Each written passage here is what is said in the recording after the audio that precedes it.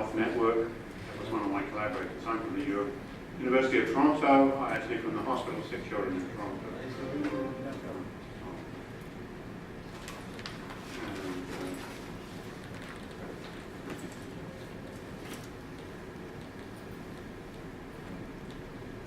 Okay, so my lab works on carbohydrates, glycolipids, and their function in cells, and primarily bacterial pathogenesis.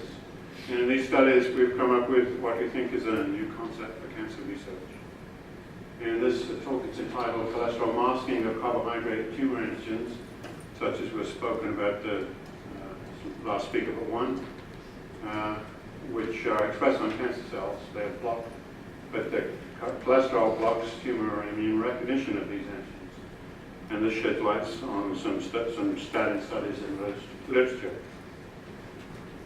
Okay, so cholesterol, first thing, cholesterol is abnormal in cancer cells. And there are 3 points here, and I just want to talk firstly about the middle one. Cholesterol and glycolipids accumulate in lipid rafts, and these are increased in cancer cells. So I'm sure you know what lipid rafts are, but these are membrane platforms which are signaling foci and also foci for pathogenic microorganisms and various signal transduction pathways, which are primarily defined by the accumulation of cholesterol and glycosphingolipids, but a variety of other lipids according to how they're, whether they're transmembrane proteins or attached to phosphodienosyl anchors and what have you. And as I say, there are a variety of ligands bind to these structures, bind to structures within these membrane formats, preferentially to induce transmembrane signaling by some mechanism. So actually, they don't actually need to have a protein in there, but they can do. And to cytosolic signal transducers. Okay, so these are preferential. So these are different membrane organizations, and we tried to make these kind of model membranes in vitro using a novel centrifugation procedure. I'll show on the left here, where we put the glycolipid and cholesterol in the bottom of the tube and the ligand. For example, chlorotoxin, we could put GM1 gang site in here, and chlorotoxin in here, spin the thing up, and we take the classical DRM, which runs at 30%, 5% sucrose interface, and show that the ligand bound to the glycolipid in these artificial lipid rafts at this point in gradient. That was all very fine. Then we tried it in smaller tubes and centrifuges for longer. And to our surprise, we actually found that the bound ligand separated from the classical DRM at this 30% sucrose interface and ran at the top of the gel now with a small fraction of the bound, a small fraction of the glycolipid. But 90% of the glycolipid was left at the sucrose 30%, 5% interface with no ligand bound. And we use the term invisible glycolipids to describe this. And we thought it was first just a test tube artifact kind of thing, or something of a physical interest. But it turns out not to be. These are sucrose gradients looking at ligand binding to various glycolipids in the gel, and the appropriate ligand, well, actually, this is actually GP120 from HIV, which binds to all these glycolipids. And the glycolipid distribution is shown here. It runs in the middle. But the ligand binding is shown in the solid black line, and we've had it at the bottom, so this doesn't need binding, but this is where the binding is at the top of the gel in each case. And the major fraction of the glycolipid, together with cholesterol, is not detected by the ligand. And this is another example using verotoxin or shigatoxin, which binds to the glycolipid globotriaosylceramide. When you do TLC analysis of the glycolipid fractions, you see the glycolipid is all in the middle fraction, this fraction B here, where no ligand binds.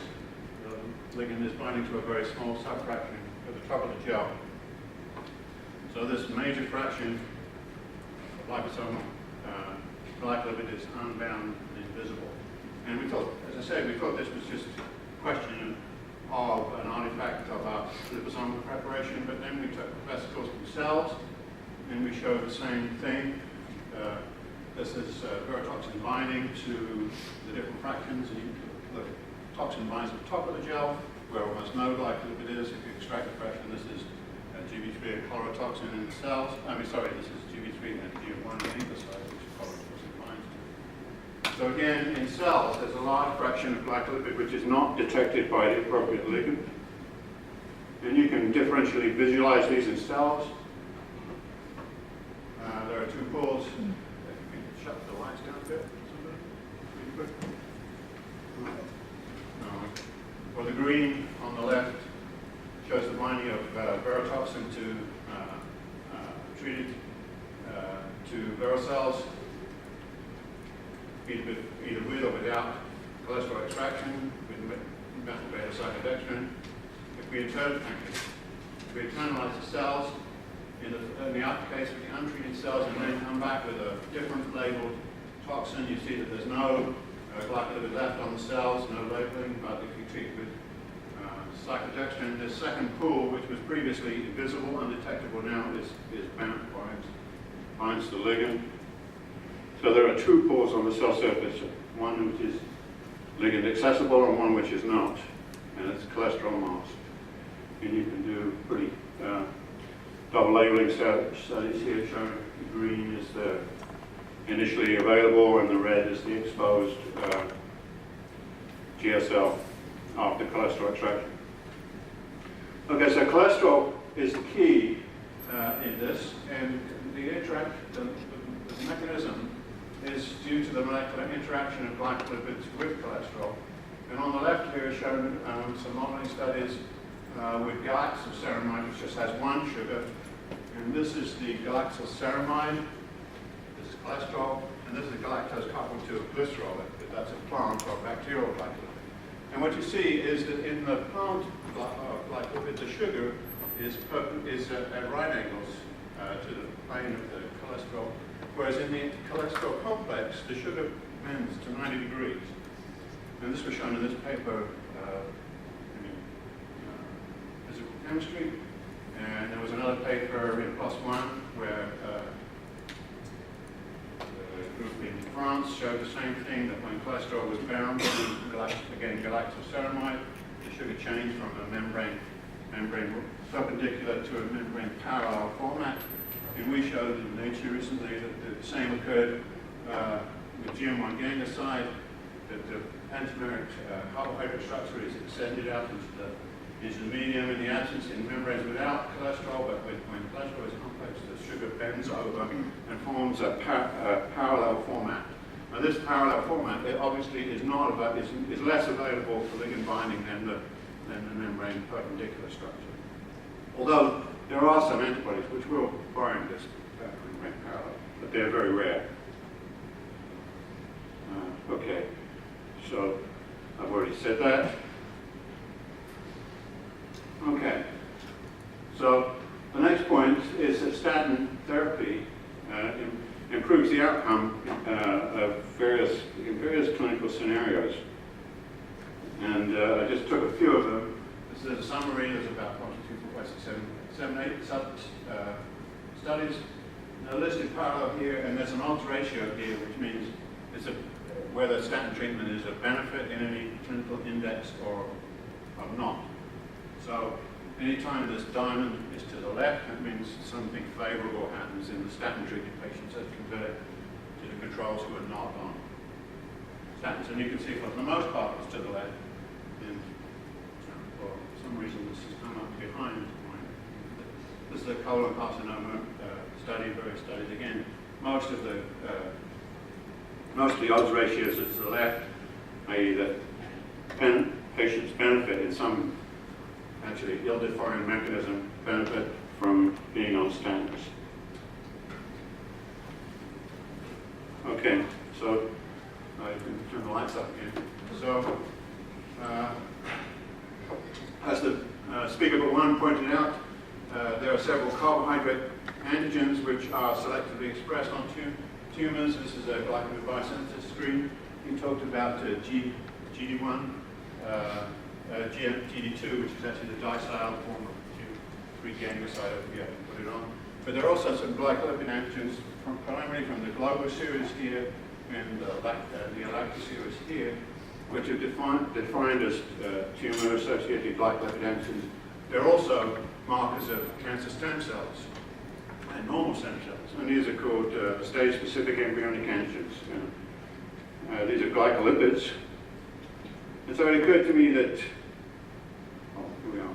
So these are structures, the primary antigens we've been looking at, SSEA4, SSEA5 are markers of human stem cells. GB3 is global triacylceramide. I don't expect you to look at the structure, but this is the receptor for sugar toxin or virotoxin, and we have already patented and involved commercial support look to use virotoxin as a potential anti-neoplastic agent because it's exposed on many different human tumors, including and so the other vaccine we looked at is SSEA1, which has been shown to be a marker of certain cancer stem cells, including breast and prostate. Okay, so the idea then is that because cholesterol is screwed up in cholesterol biosynthesis is screwed up in lipid rafts of cancer cells, then maybe these antigens are actually more prevalent than people have thought.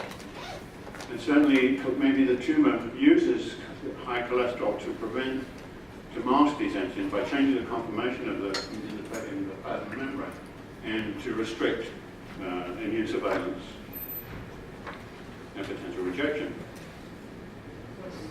So what we've done is started a screening program looking at various different cancers, just taking human primary tumor biopsies and sections, and then looking at the effect of cholesterol extraction. And this was one of our first studies, a pheocytochroma,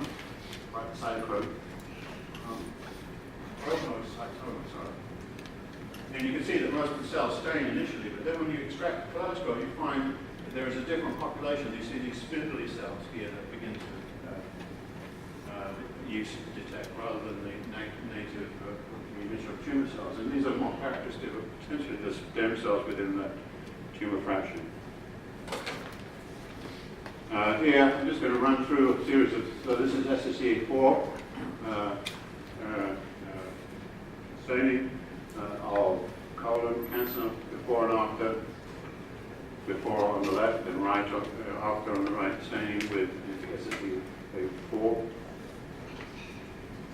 This is SSEA3 staining prostate cancer. And here you can see that without cholesterol extraction, the staining is restricted to duct-like cells. But after extraction, we see a network of membrane staining throughout the tumor, which was previously obviously undetected and therefore cholesterol masked. I should have perhaps put this a bit higher power. This is prostate staining of ductwork, the duct-like structure in the prostate carcinoma. You can see in the absence of cholesterol removal, there's still significant staining for SSEA1. But these are, I should mention, these are serial sections, so you can actually directly compare one section to another. You can see here the margin of this duct is not reactive prior to cholesterol extraction. So this is a breast tumor staining with SSEA4. And again, you can see that the staining is positive in this duct structure in tumor, but markedly enhanced when you extract cholesterol. And these are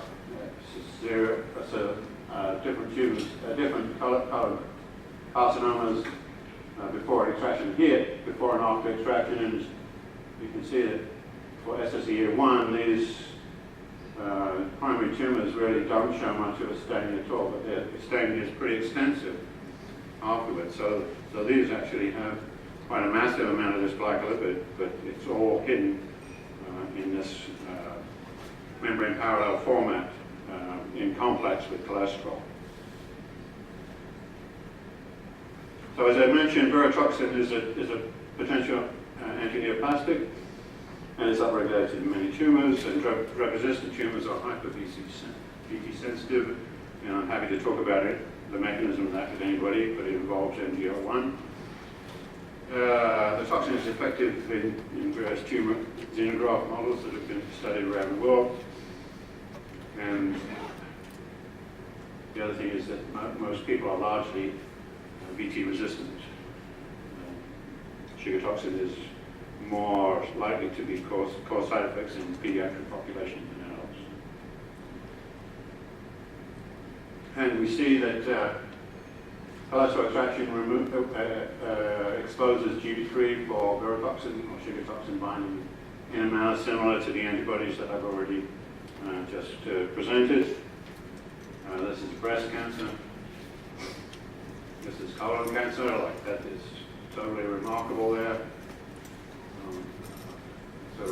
So actually, GB3 is reported to be upregulated in colon cancer, but in this patient, obviously it was not. Well, at least not obviously, but when you remove the cholesterol, you will see it is. And many of the studies that have looked at tumor markers in terms of tumor-associated glycolipids in cancers have been immunohistochemically. And obviously, if you extract the tissue and look at the glycolipids on the TLC, you'll see it. So those are more robust studies, but oftentimes that's not the way tumor-associated carbohydrate antigens are described or discovered. Again, here, this is an ovarian cancer. For some reason, I arrowed all the induced thing, because remember, this is exactly the same section. I mean, not exactly the same, but you can see the same tumor cells in each slide, so you can see where GB3 was invisible in the first place and detectable afterwards, after cholesterol extraction. And this is a neuroblastoma. Neuroblastoma we had thought was tumor GB3 negative, and that was in the days well, and we were guilty of the same problem. We did tissue staining. But actually, when you extract cholesterol, you can still find GB3 expression within the tumor as well as within this extracellular, probably neovasculature. But still, a remarkable increase in detection. So, the glycolipids I've shown you that are exposed by cholesterol detection, by cholesterol depletion, are primarily GB3 as the globotriaosylceramide, which is the toxin receptor, and SSEA4, which is a marker of human stem cells, and SSEA1 and SSEA3, and the structures here, but I really need to know them, and they're markers of human cancer stem cells. So what we're seeing then is that there's hidden glycolipids in tumors, and we can expose them by extracting cholesterol. So the idea then would be that people who are on a cholesterol depleting diet, if that effectively depletes the tumor cell membrane cholesterol, then they would expose their antigens, their carbohydrate antigens, to the immune response. They might therefore have a better immune response than otherwise. So we're beginning to look at this, but what we took is a serum from prostate cancer patients who were or were not on statin therapy, and there are 6 of each. And then we just did a TLC overlay against PC3, which are prostate cancer tumor cell line glycolipids. And essentially, you can see that 3 out of the 5 arrowed there showed reactivity against as yet undefined glycolipids in these tumor cells, which were not found in any of the patients' serum who were not on statins. So, I mean, this is a small cohort, obviously, and we need to increase the number and obviously define what that antigen is. But it is running in the right place to be one of those SSEA 3 or 4 or 1 maybe antigen, but that's to be shown. Okay. So summary: cholesterol alters the membrane. USL sugar conformation. from a perpendicular to a parallel format, which is largely unavailable for any appropriate exogenous ligand to bind. Plasma depletion of primary tumors, unmasked tumor-associated GSLs for antibody binding. And one of the glycolytics that's unmasked is G3, which increases the scope of the use of virotoxin as an antineoplastic.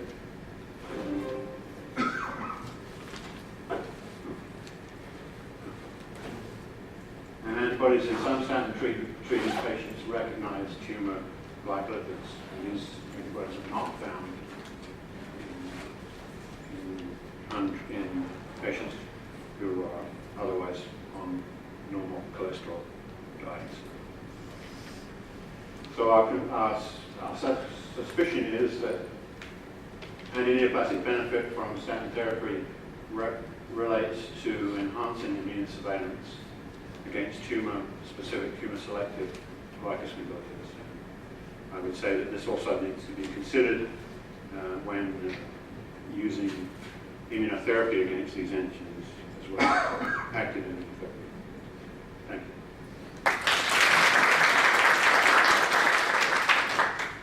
Thank you very much. I suppose we ought to stop here and go to lunch. I think we've got some other meetings and everything. And I'm sure the speakers will be back this afternoon, and we're going to have a panel discussion at the end of the session. So you can save your questions